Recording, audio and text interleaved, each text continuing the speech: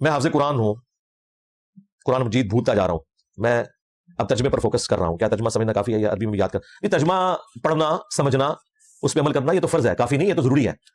رہا اسے حفظ کرنا, اچھی بات ہے, حفظ کرنا, اس پر عمل کرنا, اس کے تو فضائل ہیں. سنن ابی داؤد میں حدیث ہے المستدرک للحاکم میں پوری سند کے ساتھ ہے کہ ایسے حافظ قرآن کو جس نے قرآن کے حلال کو حلال, حرام کو حرام جانا, اس کے ماں باپ کو بھی تاج پہنایا جائے گا جس کے سامنے سورج کی روشنی بھی ماند پڑ جائے گی. لیکن اس حافظ قرآن کو جو باعمل ہوگا, یہ جو حافظ ہے نا, حافظ ان کی نہیں ہے, یہ حافظ کی فضیلت ہے, حافظ کی فضیلت نہیں ہے, تو اچھی بات ہے. باقی اگر ماں باپ نے زبردستی بچپن میں ڈال کے حفظ کروا دیا, اب آپ کو یاد نہیں آ رہا, آپ کا شوق نہیں تھا, تو ٹھیک ہے, اللہ سے معافی مانگے اور جتنا یاد کر سکتے ہیں اتنا کریں, باقی اللہ سے معافی مانگ لیں. اور رمضان شریف میں سنانے کی عادت بنائیں, تبھی آپ اس کو یاد رکھ سکیں گے.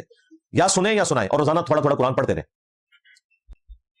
کسی سے ڈاکومنٹس کی غرض سے فوراً میں شادی کرنا اور پاسپورٹ ملنے پر جو مال کمایا جائے, کیا وہ جائز ہے؟ جبکہ پاسپورٹ ملنے کے بعد علیحدگی اختیار کر لیں.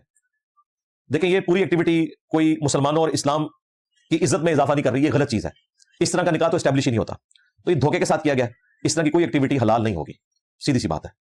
باقی اگر آپ کو پاسپورٹ مل گیا ہے یا نیشنلٹی مل چکی ہے, اس کے بعد جو آپ کمائی کر رہے ہیں اگر حلال طریقے سے کر رہے ہیں, اس کو تو ہم حرام نہیں کہیں گے, لیکن یہ جو وبال ہے وہ آپ کے سر کے اوپر ہے. اس حوالے سے اللہ تعالیٰ سے معافی مانگے جو آپ نے ایکٹیویٹی پرفارم کی ہے.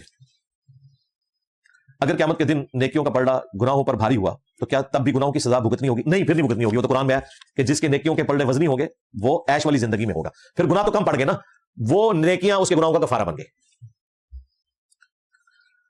تراویح کی شرعی حیثیت بتا دیں. سنت ہے, سنت موقدہ ہے. نبی علیہ السلام تو پوری زندگی پڑھتے تھے, آپ کے اوپر تو یہ رات کی نماز فرض تھی.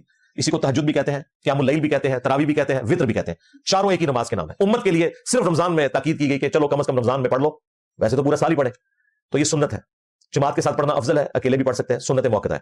باقی یہ کہنا کہ جو تراویح نہیں پڑھتا اس کا روزہ نہیں ہوتا, یہ بالکل نانسنس بات ہے. روزہ فرض ہے, یہ سنت ہے.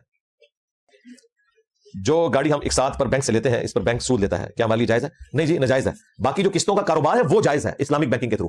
وہ سود نہیں ہوتا, وہ کموڈٹی کے اگینسٹ پیسہ ہوتا ہے, پیسے کے اگینسٹ پیسہ نہیں ہوتا. عام بینکوں سے نہیں, اسلامک بینک سے.